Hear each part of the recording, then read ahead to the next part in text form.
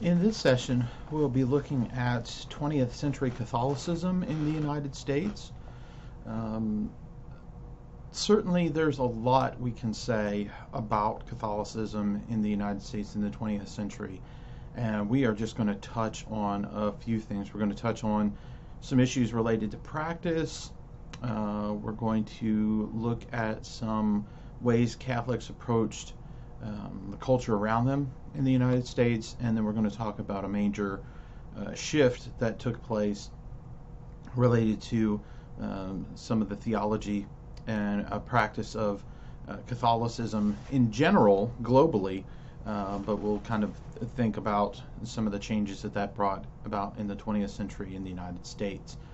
So, again, kind of a 30,000 or 40,000 foot view of Catholicism that doesn't do justice to the varied experience of Catholics in the 20th century, and that's been true with all of the groups that we've looked at.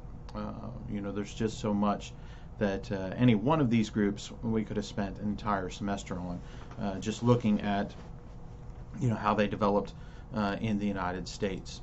But for right now, we're going to look at some major topics I think that are important in 20th century Catholicism. And so one aspect that we're going to look at, we're going to kind of focus on thinking about Catholicism from below. And what I mean by that is the common Catholic. Certainly there are a lot of things that we can say about priests, and we will look at some actions by priests here in a little bit. We'll talk about some actions done at the level of the bishops and at the level of the papacy that are very important. But for a lot of the common Catholic, in the 20th century, the way they connected to Catholicism was through devotional practices. And probably in some ways that's true even today in the 21st century, that most Catholics will connect to the church through practices rather than through the distinct theology. Now, that's not to suggest that Catholic theology isn't important for understanding Catholicism, but it is to say that the common Catholic, much like the common Protestant, probably even other religious groups, the theology of the movement, the theology of the people in the hierarchy of a religious group aren't as invested or aren't as connected to their religion through that theology. They're connected to it more through the practices. That doesn't mean they deny the theology. It does suggest that maybe they're not as often well versed in the nuances of the theology of a movement, the philosophical underpinnings of a movement, but instead it's through what they do. And this was especially true with Catholicism and its connection to the common Catholic through these devotional practices. Now, what do we mean by devotionalism? Well, one aspect of devotionalism is this expression of a commitment to a religious group through observing certain rituals, being involved in certain practices, and then kind of making those habit or pretty regular expressions here. Some of that might include like going to a worship service on a weekly or maybe in a couple times a week basis, but it would also include some day-to-day practices that people might be involved in that would be less about collective expressions of worship and more about individual expressions. And those expressions of worship are often very emotionally oriented. They are coming from deep-seated emotions, emotional experiences, or they are seeking to have emotional experiences. And that one of the ways that you connect to God is through these kind of emotional practices. Now, in some sense, we could see similar types of approaches or behaviors in other religious groups that wouldn't identify as Christian. And so that's why I put the divine there, because in thinking about devotionalism broadly, in other religious groups where it's less about a specific god or set of gods, they might be still engaging in sets of practices to find the divinity within themselves, for example. But often these are very intensely emotional types of practices, many of which tend to use sacred objects. There might be something you hold or something you gaze on, something you may incorporate in your worship somehow, not always as a object of worship, but as an object that helps focus your mind and behavior. So, for example, we'll see a lot of pictures here related to St. Jude, the patron saint of hopeless causes, and that's what we have here is a statue of St. Jude. And so somebody that is engaging in devotionalism to St. Jude because they have received a horrible medical diagnosis, and the doctors have said, there's absolutely nothing we can do for you. Someone might seek out St. Jude because they believe that by appealing to St. Jude, by focusing on St. Jude will then intervene with God on their behalf. And so you might have a statue of St. Jude, or go to a church that has a statue of St. Jude, or you might use other types of objects, some of which we'll talk about here in a minute, that are to St. Jude to help you focus. Right? And it's not about worshiping St. Jude per se. They wouldn't say they would worship St. Jude, but they're using these physical objects to help them focus. Their prayers help us to help focus their ideas, in focusing their appeal to God through St. Jude. There are a wide variety of devotional practices in Catholicism. These are just a few, some that are rather popular. Some of these you may have heard of. Certainly others, like pilgrimages and prayer, are found in other traditions, not just Catholicism, and not just Christian traditions either. A novena is a period of 9 days of devotion or prayer, or perhaps mourning that someone engages in. 9 was considered to be the number of humanity, representing imperfection, with 10 representing God. And so the number 9 there, the novena, connected with the Latin word for 9. Sometimes a novena is done to a specific saint, again, using the example of St. Jude. If you or someone else that you love has an incurable disease, you might engage in a novena to St. Jude to try and have that person healed. It used to be that the novena was done over 9 consecutive days, but in more recent years there has been a shift, so some people might engage in a novena over 9 consecutive Fridays, for example. So instead of 9 consecutive days, it's over 9 weeks, specifically focused on Fridays, for example. Rosary, probably most everyone knows what a rosary is, but it is a enclosed string of beads. The beads are of different sizes, and usually they are an aid to. Usually, a rosary is an aid to prayer. Some people suggest that the rosary was borrowed from other religious groups. Prayer beads are used in Islam and in Buddhism, so it's not unique to Catholics. But the Catholic form consists of a series of beads. There is a series of 10 beads of the same size, followed by one bead of a different size, and then 10 beads. And then there usually a smaller strand, kind of coming off the circle, that is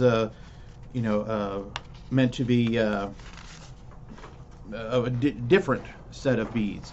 In the Catholic form, it's 15 sections of 10 beads, and basically, as you move along the rosary, as you kind of feel your way along the beads,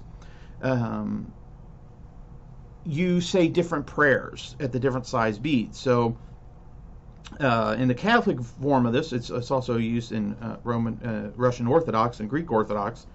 The small beads, you say the Hail Mary prayer, which is based off of Gabriel's announcement to Mary of her pregnancy. So in the King James, it's something like, Hail Mary, full of grace, blessed art thou among women, blessed is the fruit of your womb, Jesus, right? And so that's kind of the Hail Mary version.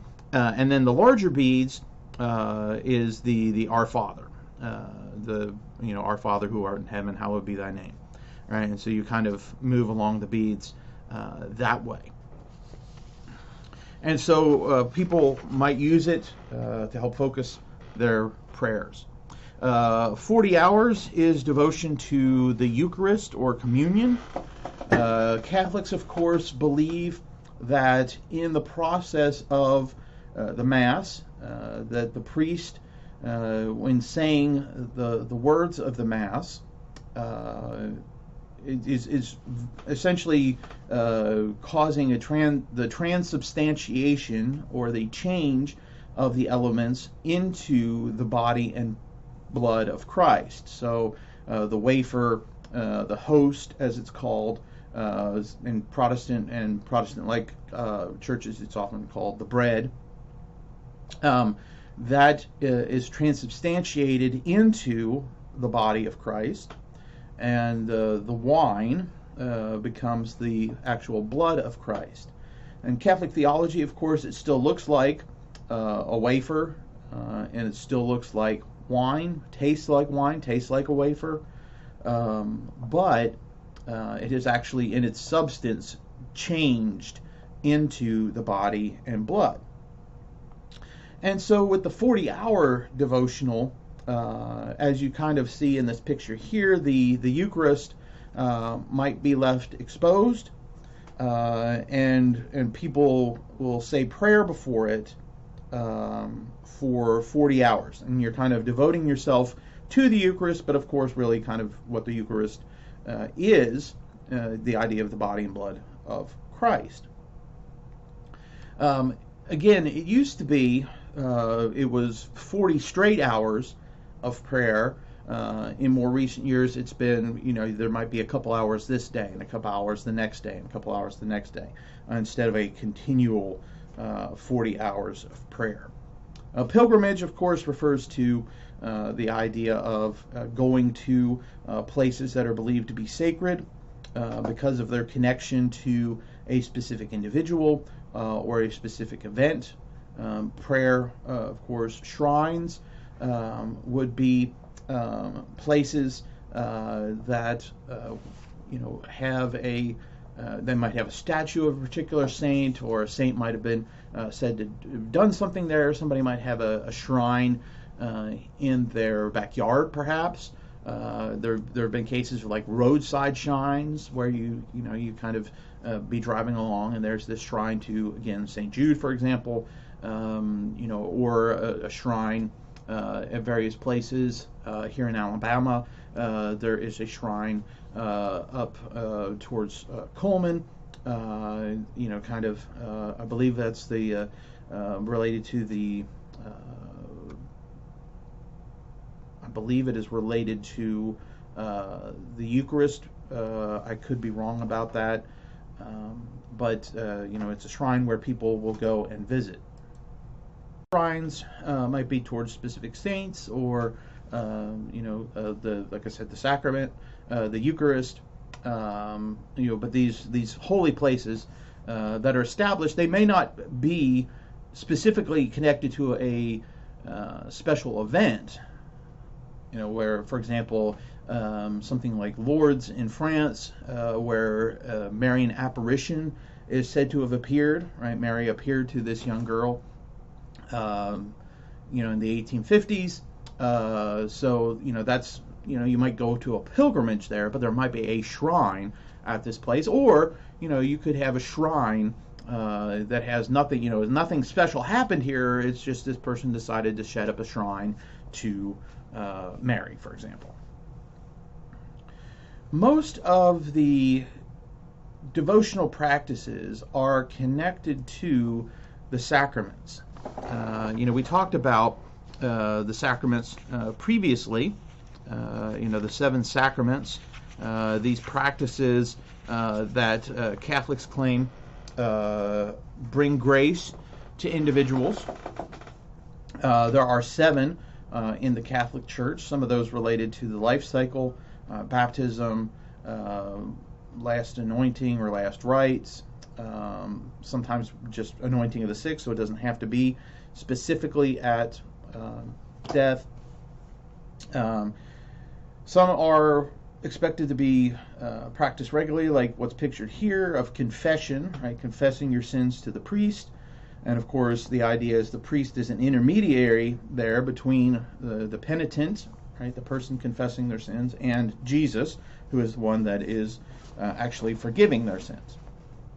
So, these are all tied up with, in some way, devotionalism, right? Devotionalism is usually tied up in the sacraments. So, for example, 40 hours is focused specifically on the sacrament of the Eucharist, or communion, as is called in other groups.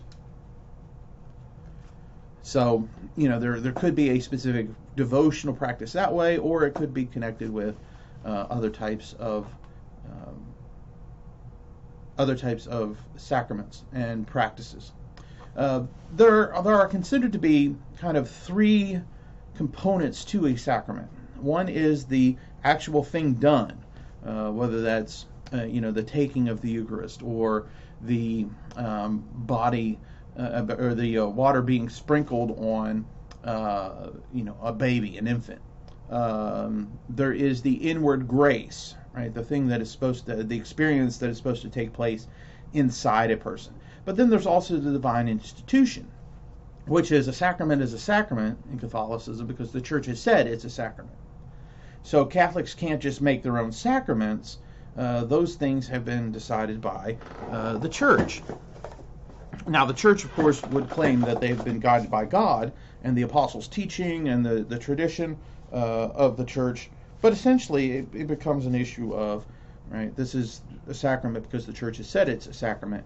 Which means sometimes that in the practice of devotionalism, there have often been conflicts between the common Catholic and the priesthood or the bishopric over certain practices. So, for example, whenever a Marian apparition is said to have appeared, right? There's this claim Mary appeared to this person.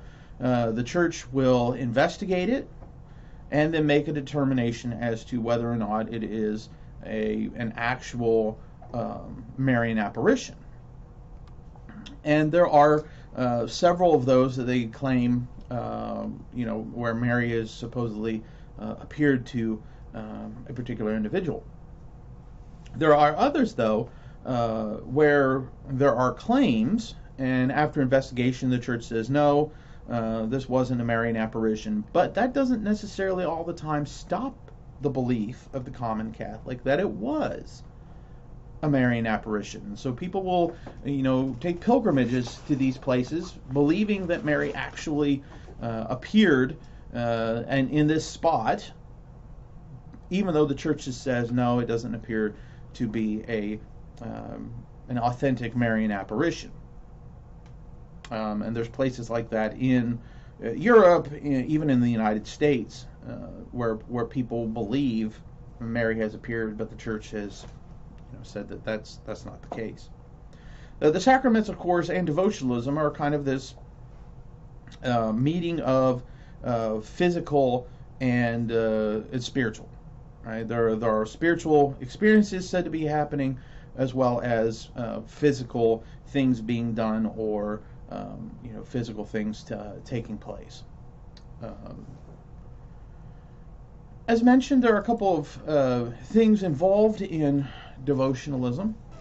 Many aspects of devotionalism involve physical objects. We, of course, talked about statues, rosaries. In the lower right-hand corner here, you see what's known as a holy card. This one to St. Jude. And usually, there are these holy cards of various saints that identify the saint. Usually on the back of the card might be some particular information about why this particular person is a saint. There might be a sample prayer that someone might use to pray to the saint. It also includes the saint's batting average in the major league. Oh wait, no, that's just a different card. So the holy cards, of course, are really interesting in that it does represent how devotionalism doesn't necessarily have to be about what's in a church, right? That there is essentially this idea of being able to take holiness anywhere, right? So you could be in the checkout line in Publix, going through a rosary, going through a set of holy cards, as you're thinking about, whatever it is that you're, particularly, focused on. For example, St. Jude, and trying to get, some assistance from St. Jude. So physical objects are a part of this. The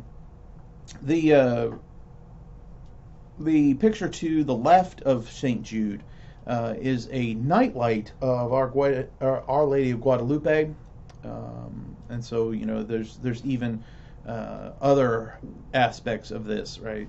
Very interesting ways that devotionalism shows up.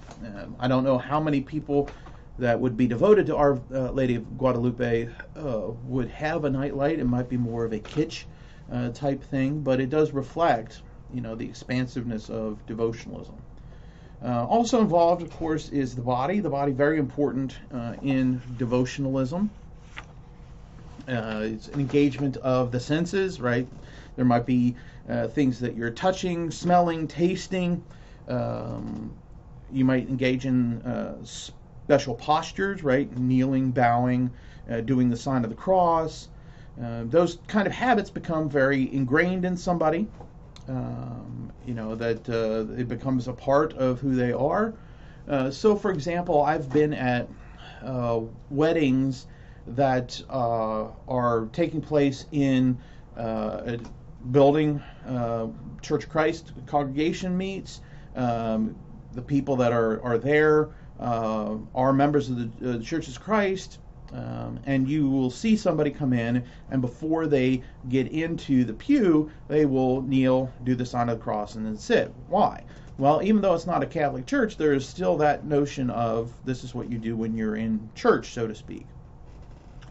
Sometimes it's an extreme form of invoking the body. In the upper picture, of course, this is a tattoo that somebody has gotten of St. Jude. So, again, the body is involved in some rather interesting ways when it comes to devotionalism. And often, in many respects, there are these blurred boundaries, right? Taking devotionalism out in public by going through your holy cards while you're standing in line in Publix. Wearing a tattoo on your body. There's the fact that there's kind of material and spiritual going on here, right? The saying of the rosary, using the rosary, right, feeling the beads while also engaging in prayer. The inside and the outside of the body, right? You're doing these things outside the body. yet there is also this, inside experience. And so devotionalism has been a very important product of Catholicism in the United States. And there have been some historians, some scholars who have talked about kind of a couple different stages or a couple of different periods of time. And say, when we look at the devotionalism in these periods, there are some really interesting ways that Catholics practice devotionalism. So we're going to, in some sense, kind of be reviewing some of the things we talked about, as well as moving into some other time periods more along the lines of the 20th century. And it's important to recognize that religious people and religious practices exist in time. There aren't any religious practices that are static, that are practiced exactly the same way over a period of time. So that even a practice that goes the whole way back to the time of the apostles, right? We if you would be able to trace it, something like communion, or the Lord's Supper, or the Eucharist, right? The way it was practiced by those first Christians is not the way it is practiced the whole way through time. And even in attempting to replicate that first century practice today, if you say, well, we want to do it the way that the first century Christians do it, I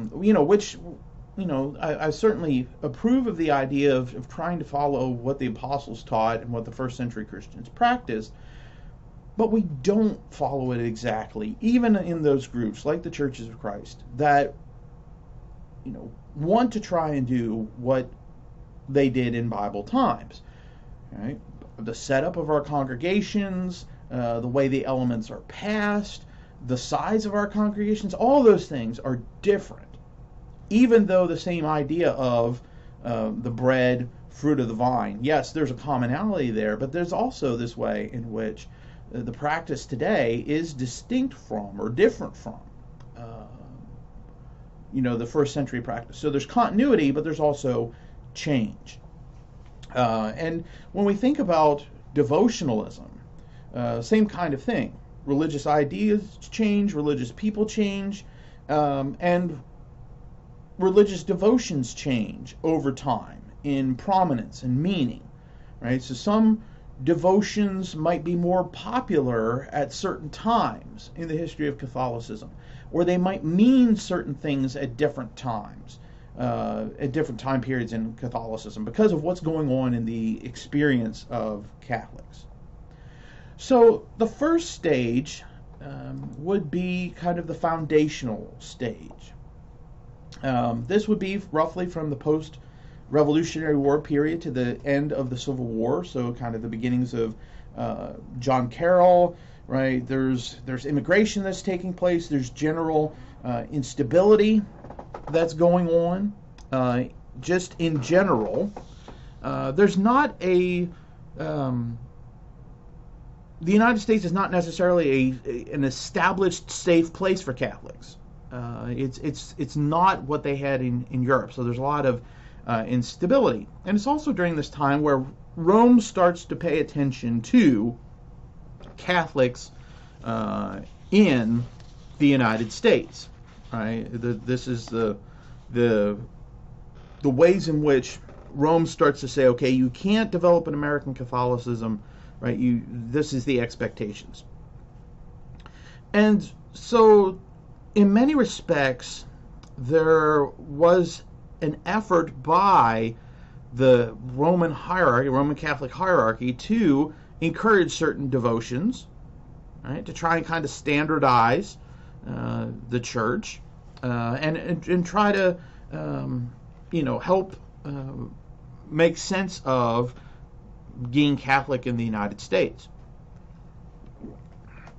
And it was also a time of immigrants trying to make sense of being in the United States as well as being Catholic. And so devotionalism became a way to, make sense of the issues central to being an immigrant. So one of the devotionals that was pretty prominent and popular at the time, again, not the only one, but one that was specifically encouraged, was one that's known as the Sacred Heart of Jesus. The Sacred Heart, a depiction is of the Sacred Heart if you see kind of this, like what's in the picture here, a heart exposed. Sometimes it's surrounded like this one is, with a crown of thorns.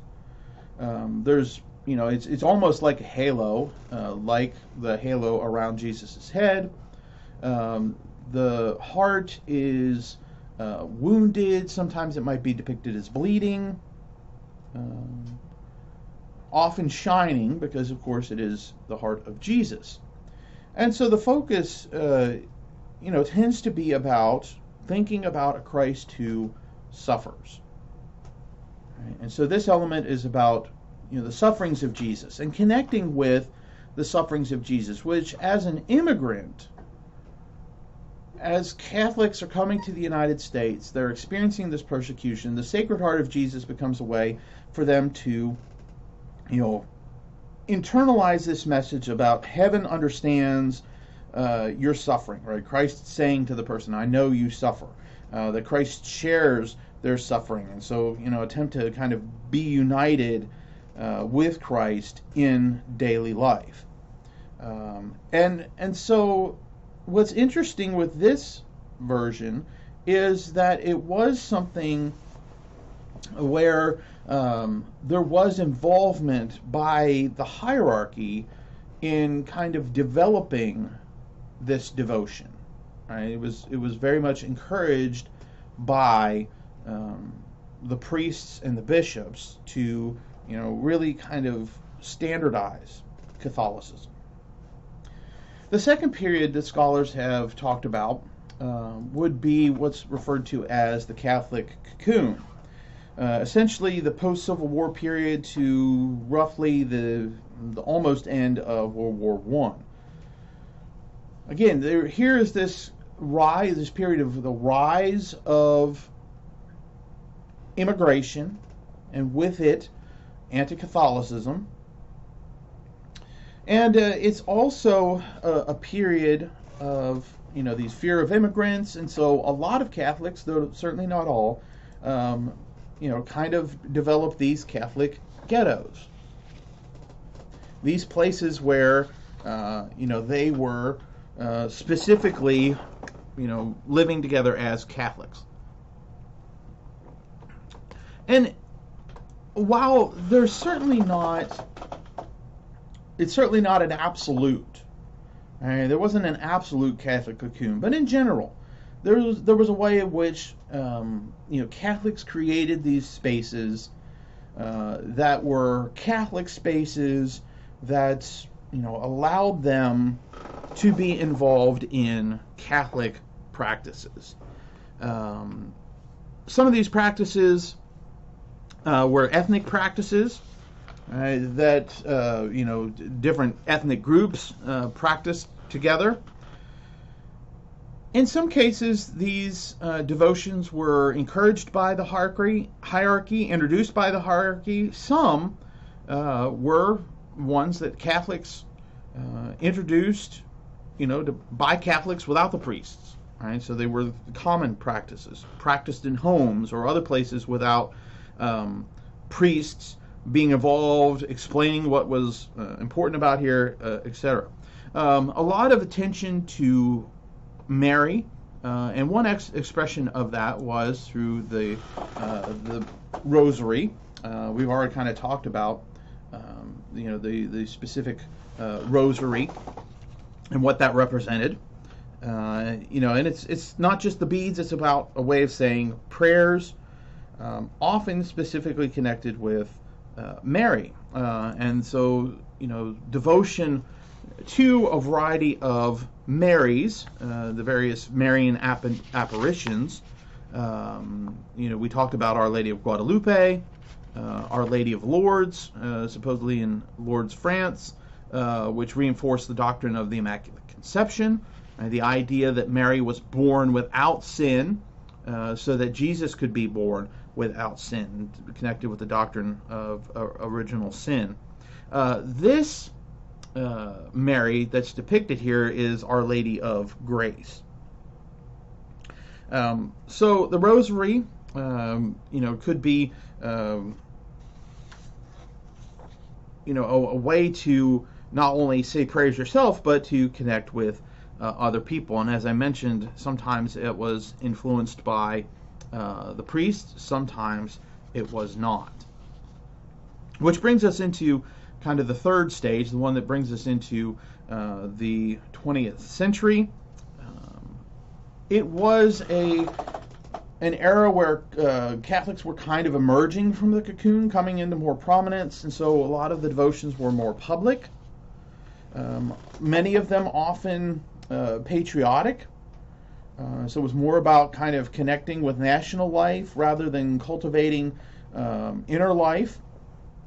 A lot of it, there was also a component associated with what became known as Catholic action, which we'll talk more about here in a minute. But Catholic action encouraged people to be united in a shared mission, active in society, kind of bringing Catholics into the public eye and encouraging them to be more involved with reforming society. And so a lot more of the devotions, especially those that were encouraged, were focused on social issues and not just inner closeness to God. So for example, the saying of the Rosary, but more as a block rosary, for example. Joining with other people on your block and saying the Rosary. And Mary connected to, helping prevent the spread of communism. Right? And so, these kind of national, in a sense, nationalist approaches. Another example, and so a lot of these out in the public, another example of this is a process known as the Stations of the Cross. A practice that had been around since the Middle Ages. But essentially it's working your way through the what's called the Passion story, right? The last moments of Jesus' life. And so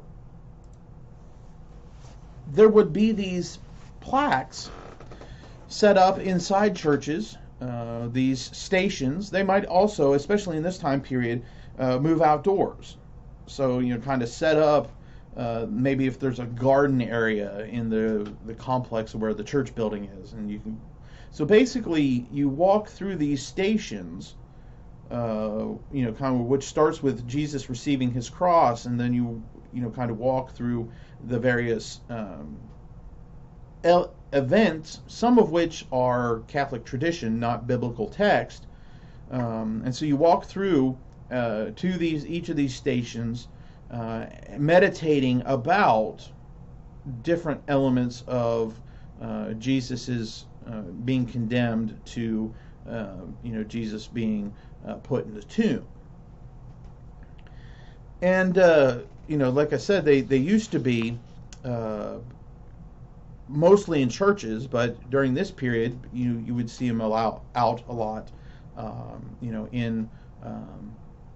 in gardens, in other areas on the place where a church building was.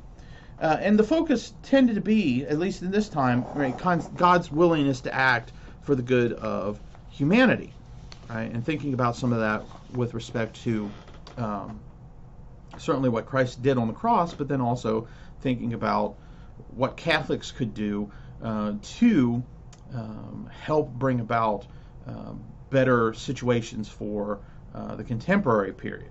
How could Catholics make a good impact on society? that idea of kind of being more active leads us into what's known as Catholic action, the period of Catholic action. And Catholic action is this time period in the 20th century when Catholics became much more active about social issues among Catholics, or in specifically in the United States, but other places as well. And it was a period in which Catholics became much more active in politics, in trying to shape political life, and some of that was actual politics, and some of it was more about just being engaged in social justice, and being involved in having a voice about specific social issues, and endeavoring to try to bring about change. And so Catholic stances against abortion, nuclear war, civil rights, for civil rights, against the other two, as an effort to try and bring about greater reform in society. There were basically kind of three avenues that Catholics engaged in to try and bring about change. Some of those were kind of from the top down, right? The hierarchy being active. Others were kind of from the bottom up. One of the first ways that Catholics became involved this way was through papal encyclicals. These are statements from the Pope that are about a specific subject. In this case, Rerum Novarum was a statement about some of the problems with capitalism, industrialism, and so Rerum Novarum was basically on the rights and duties of capital and labor, right? Trying to address problems in labor, capitalism, industrialism. It's the end of the robber baron era, right? The Gilded Age, and it's also when you start seeing more labor strikes taking up. And so Leo the 13th is Pope at this time, and in Rerum Novarum, he kind of starts off with talking about these working class grievances, right? Long hours, dangerous work.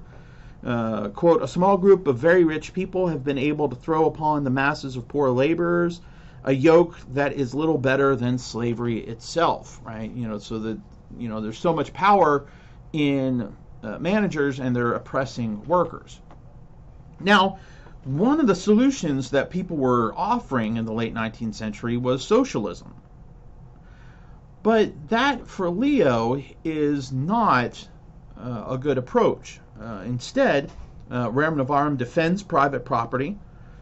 Yes, there are problems with capitalism in his mind, but private property is important. It's a God-given right. And he especially kind of wants to see some changes that take place where there's cooperation between church and government to make working life better. And so employees need to work together. And so Leo kind of promotes things like labor unions, workers' comp in the case of injury, which really wasn't something right then, regulations, oversight, and even, to some extent, a welfare provision. So here's again a quote from Rerum Novarum. Among the several purposes of a society, one should be to try to arrange for a continuous supply of work at all times and seasons, as well as to create a fund out of which members may be effectually helped in their needs, not only in cases of accident, but also in sickness, old age, and distress. Now, largely he's kind of advocating for charity, taking care of the poor. He's not wanting to see a large-scale dropping of capitalism. Now, why is Leo concerned? Partly a big part of it, not the only reason, but partly a big part of it is that those masses under the yoke of the very rich that he talked about are immigrant Catholics under the control of rich Protestants. So, the Catholics are the ones that are being oppressed because they are immigrants, and the Protestants are the ones that have the control. But there's still, some important ideas here, about, God's preferential option for the poor. Another quote: God seems to lean in favor of those who suffer misfortune. So there's this notion of, right, these things there has to be a change. It shouldn't continue as it has been going. Another important Catholic encyclical that addressed the issues we're talking about here was Quadragesimo Anno in 1931, written by Pius XI, who was the Pope at the time. Quadragesimo Anno translates to after 40 years. So it's 40 years after Rerum Novarum, as you can see in the dates, right? 1891 for Rerum Novarum, 1931 for Quadragesimo Anno. And so Pius is kind of revisiting Rerum Novarum and trying to make it applicable to the 1930s. Why? Well, there's been a Great Depression, a variety of financial panics, stock market crash, and so what's the state of the world after 40 years? It seems like Pius has shifted from where Leo was. And that shift is one less about charity, which was a big focus for Leo, and more about justice. And particularly, Pius calls on the Catholic Church to return to a study of Thomas Aquinas. Particularly, he argues that the Church, and again the Catholic Church here, needs to oppose economic injustice. And he is very supportive in this of labor unions. The Catholics became very involved in labor unions to try and collectively bargain with management, to try and protect the rights of the workers.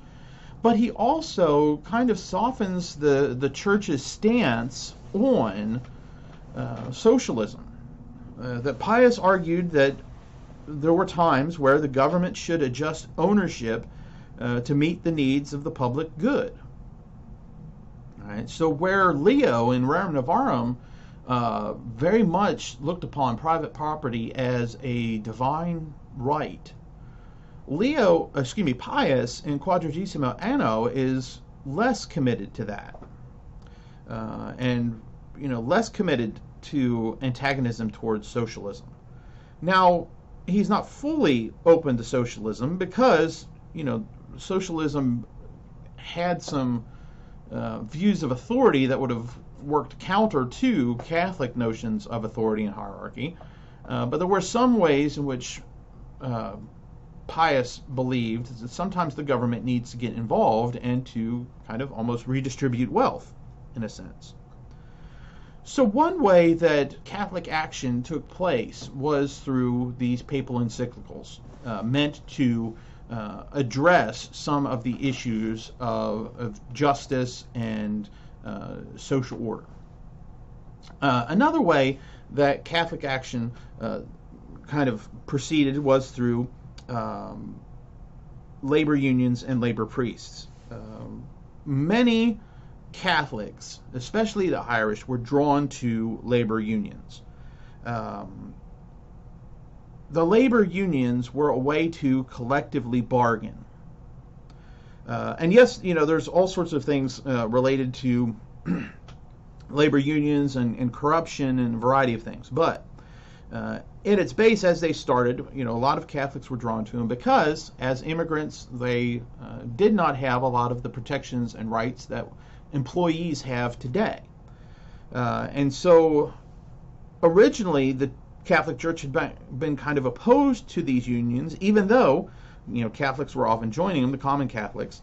And so Quadragesimo Anno kind of backed off of that some, and so the 19-teens, Catholics started joining labor unions in larger numbers. So labor unions were a very important way that Catholics were involved in trying to address economic injustice.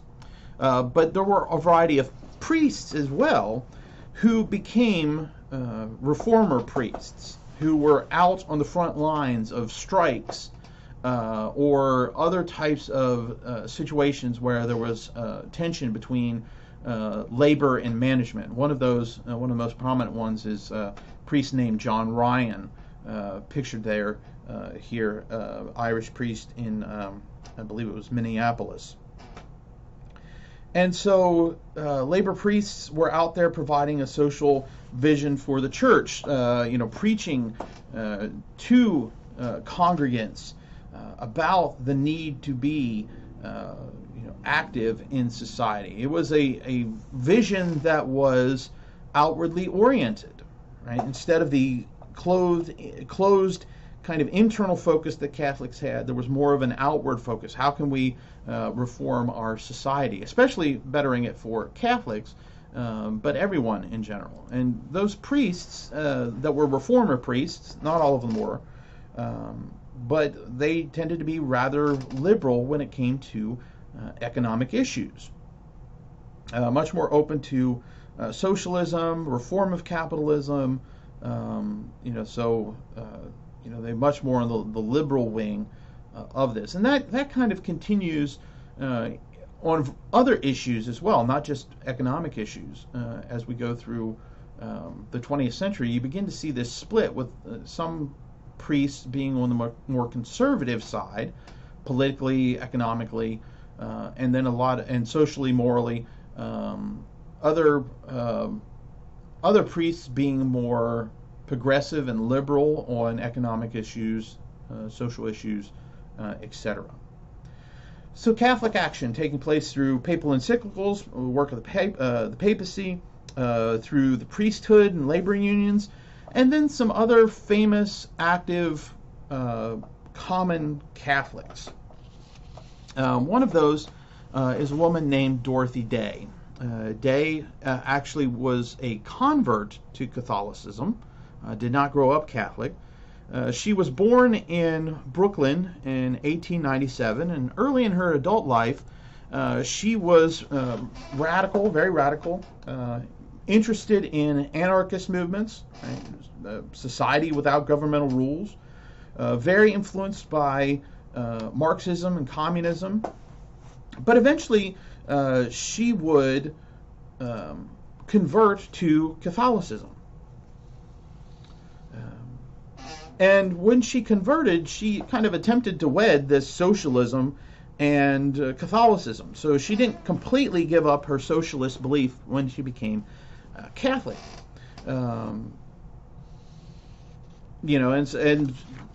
So she kind of connected both. She would eventually form with another individual, Peter Moran, organization called the Catholic Worker. Moran believed in a kind of return to agrarian society. Although he lived in the city, he believed that society needed to be more agrarian. He personally attempted to live in voluntary poverty, and that really connected with Day. She was very active in advocating for labor unions, criticizing modern capitalism, and the Catholic Worker movement that they started. Well, it kind of started off as a labor paper and a newspaper about labor issues that gradually kind of became this social movement. They charged a penny for the paper, I believe.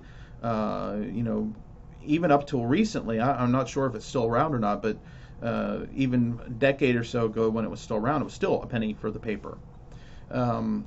One of the ways that they tried to produce this kind of utopian type of movement was starting a variety of houses of hospitality, places where anyone could come for food, clothing, shelter,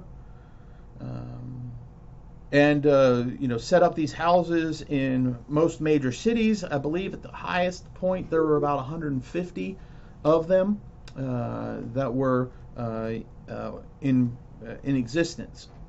There was, she was a very prolific writer, not only in the Catholic Worker newspaper, but in other Catholic newspapers, journals, other types of writing that was done. She was very outspoken, was arrested a couple of times because of protests that she was involved in. But really this represents how important the common people, the laity, were for social justice. It wasn't just being a priest. It was about common people. Now, that often led to kind of this uneasy relationship, because here she was a common Catholic and a woman, and then the hierarchy of the church, right? So there was kind of this tension between Day and the hierarchy at times, even though she never officially challenged the Catholic Church, believed in the wisdom of the church, so that did become a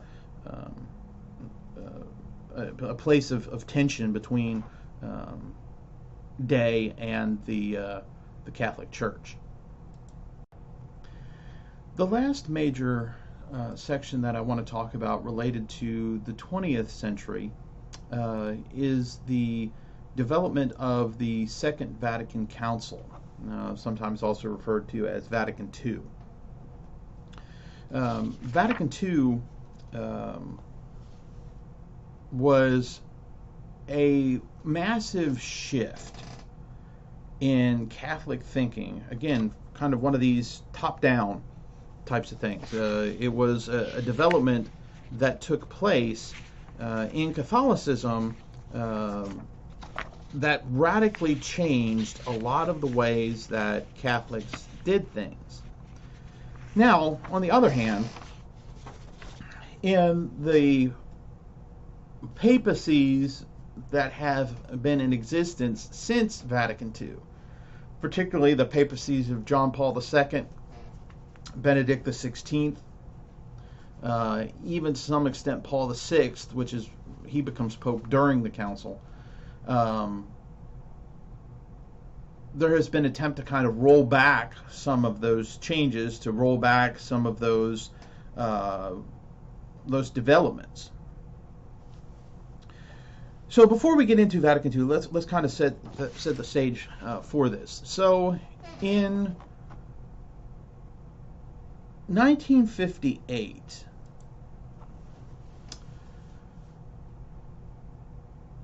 the previous Pope, Pius XII, passed away. He had been Pope for almost 20 years when he passed away in 1958, which meant that he was Pope for basically all of World War II. And so it's this great period of great change and instability on a international scale. And so as the cardinals met to decide who to vote for as the new pope, right? So the cardinals meet together, take a series of votes. Now, ostensibly from the church side, it's, the idea is that through these series of votes, God makes known who should be the next pope. But often there was a lot of politicking, and the cardinals are working together, thinking about who should the next pope be, right? So there's a lot of politics involved in that. But it appears that the cardinals largely thought that they needed a caretaker pope.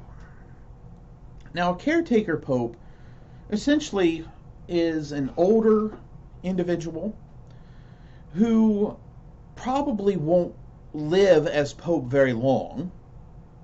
Right? They'll be only pope for a couple years.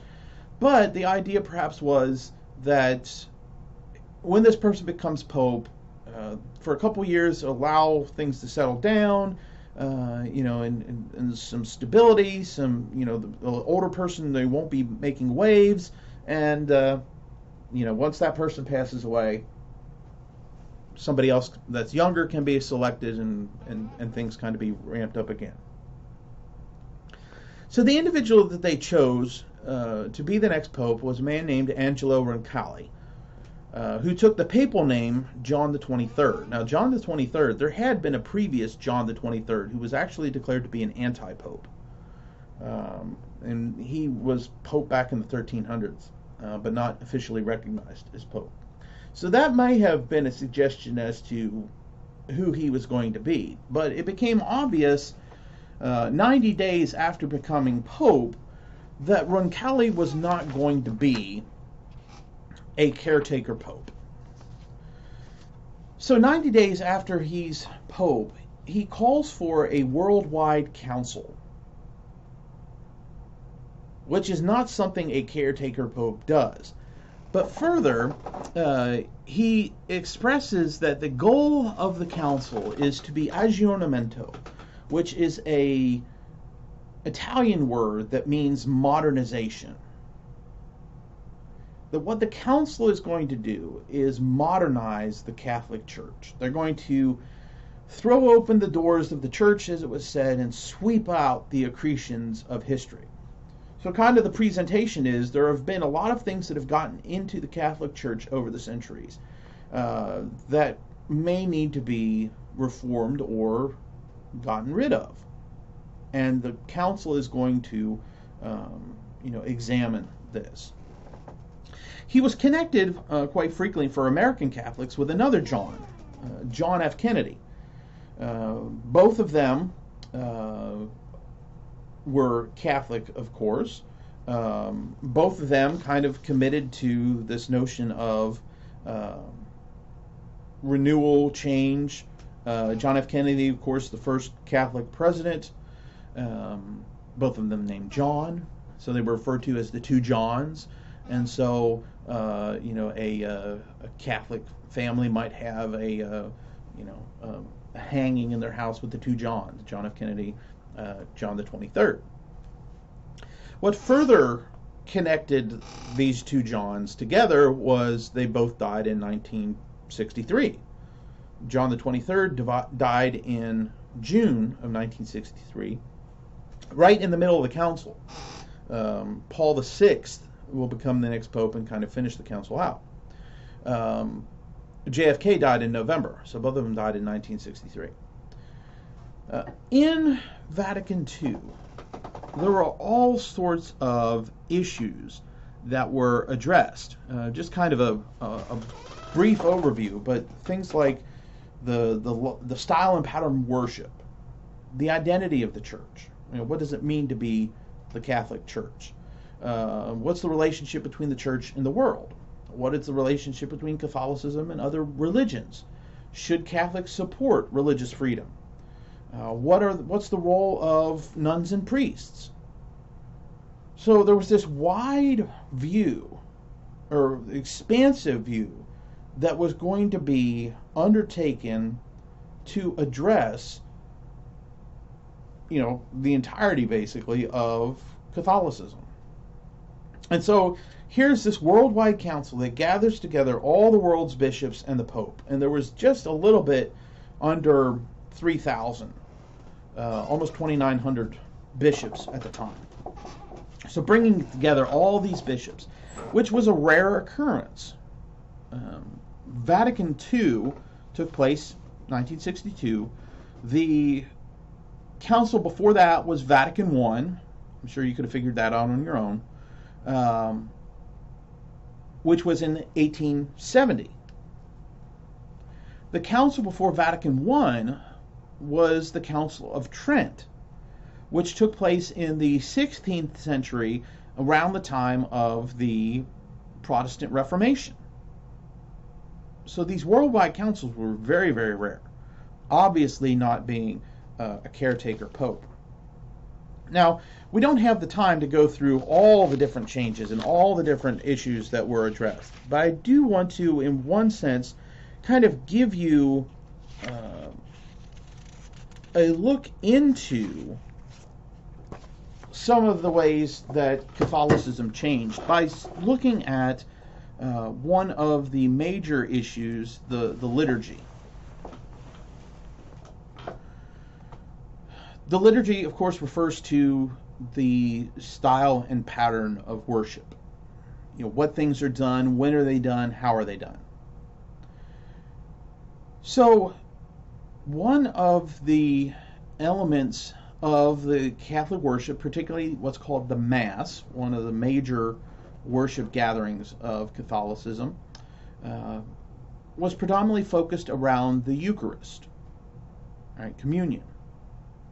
And so, in communion, as part of the furniture, let's say, of the church, was the altar. And the altar was where the priest did a variety of items, or a variety of practices related to the elements. So prayers were said, the host or the cup might be lifted up. And up until this point, the altar was faced away from the congregation. So if you were a common Catholic sitting in the pew, you're looking at the back of the priest who is facing this altar and doing a variety of things. And so you're kind of hearing some things, you're seeing some things. Of course, it's in Latin, and so you probably don't really understand what's taking place. With this change, though, the altar moves from being, that it being congregation, priest, altar, it is moved to being between the priest and the congregation. Two pictures might help with this. So, prior to Vatican II, this is what it looked like. Right? The priest with his back to the congregation, facing the altar, right? That kind of table in front of them, doing a variety of things. In this case, lifting the chalice that has the wine in. But with Vatican II, it was now switched so that the priest was facing the congregation, right? And lifting the chalice here. And so the congregation can see what the priest is doing. This was uncomfortable for some people. And, it was, the way it was handled was, they decided, okay, the first Sunday of Advent, basically December, the period leading up to Christmas, we're going to make these changes. And there were priests that were concerned, because if you have your back to the congregation and you make a mistake, nobody's really going to notice in the congregation. Of course, God would notice. But if you're facing the congregation, they're going to notice when some mistakes might take place. And so it was a little nerve-wracking for the priests. It was, difficult for the congregants, some of the congregants, because, the priest is supposed to be facing away from us, speaking to God. But now it's more God is speaking to the priest is speaking to the congregation. So kind of switching some of that mentality about, what was how things were taking place. So some priests were open to this, liked the idea, prepared their congregation, right, for several weeks leading up to the change, telling how great of a change this was, explaining why, working through some of the theology about it. Other priests opposed to this were kind of like, oh, by the way, next week it's going to be like this, right? So not a total agreement of this, but a major change that everybody was supposed to be involved in. It wasn't optional practice. In addition, there were changes to the language of the liturgy. Up to this point, the service had been predominantly done in Latin. But now, major portions were going to be done in the local language, right? It was going to be done in a language that people could understand. Which meant, that, again, that nervousness of, right, if you mess up the Latin, nobody knows, but now that you're speaking in, in English or Spanish or French or whatever,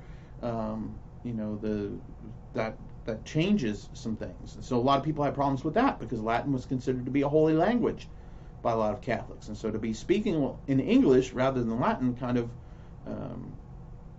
made the ceremony less holy.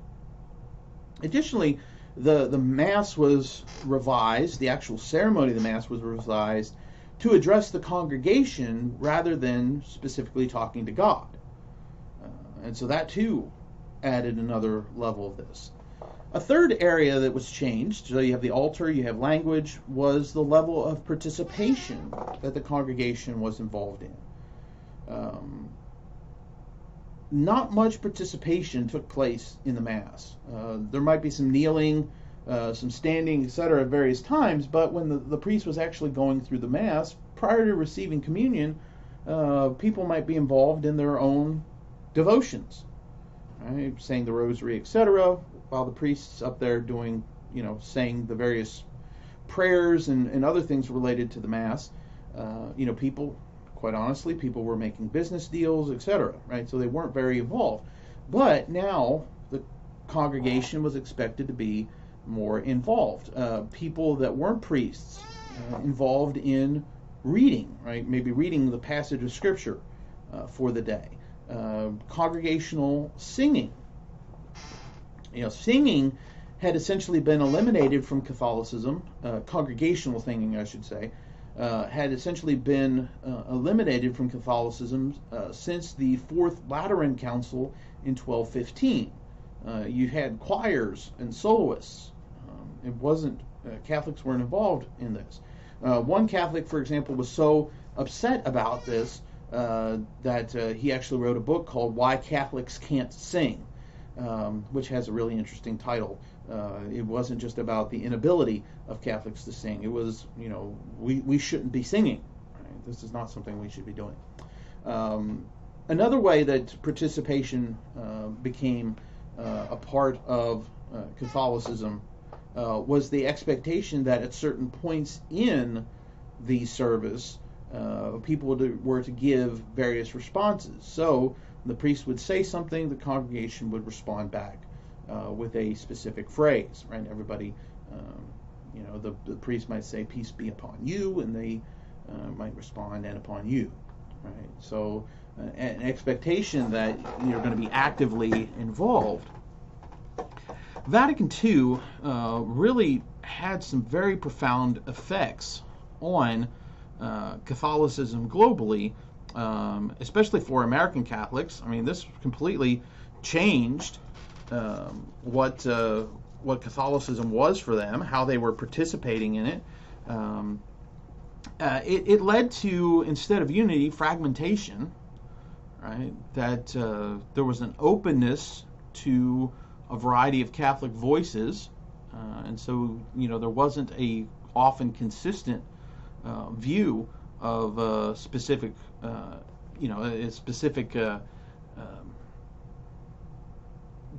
specific issues or subjects, having everybody in agreement on it. And it led to a fracturing of Catholicism.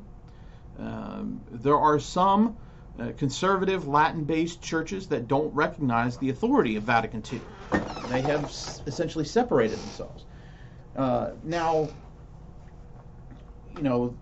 those that splintered off following the old Latin-based version, some popes had basically said, they're schismatic, but with the papacy, John Paul II, Benedict XVI, there was an effort to try and bring them back into the fold by allowing them to follow the Mass that had been established in the Council of Trent, even though everybody else was following the new version established by Vatican II.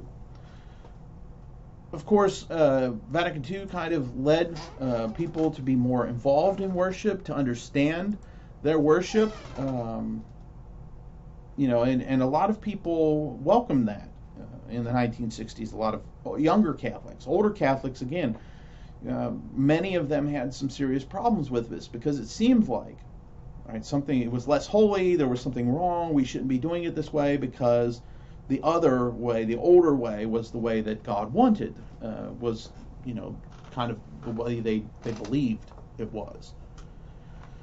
Vatican II also led some changes to the practice of devotionalism. Many of the devotions that had been quite prominent were discouraged after Vatican II. They weren't barred, but there was a greater attention to participating in the Eucharist, being focused on the Mass, and the fact that you could understand and participate in the liturgy meant that there wasn't as much time for private devotions during worship services. So that was another significant impact of Vatican II. As far as social justice goes, social justice was still very important, but the ways in which Catholics thought about that changed. Prior to Vatican II, a lot of the ways Catholics talked about social justice and Catholic activism was through the idea of the mystical body of Christ. You never knew, kind of off of Matthew 25, you never knew if someone you encountered was Christ in disguise, so to speak. So that's why you're active, because when you did it under the least of these, you did it under Christ. And so it's about this mystical body of Christ. But after Vatican II, it was more about the dignity of the human person and less about the mystical body of Christ. And life issues become much more prominent. It becomes much more about things like abortion, against nuclear war, other types of things. A lot of things focused on life. Not that people completely abandon some of the other social issues, poverty and economic injustice, etc., but life issues were much more prominent. Now, that's not to say, of course, though, that everybody accepted Vatican II. Of course, we talked about some of the conservative responses, breaking off other conservatives. I mean, one of the things that was able to be done is the bishops developed these documents, but the cardinals, who were much more conservative, were the ones that created documents about how to put these things into place. And so they were able to kind of mute some of the progressiveness and some of the great, the huge changes, especially those that went more progressive. And so in some ways, there's this conservative attempt to try and hold that back. And as I mentioned, that kind of, you see that in some of the other papacies after John the 23rd, and really Paul VI himself also was kind of on the conservative side.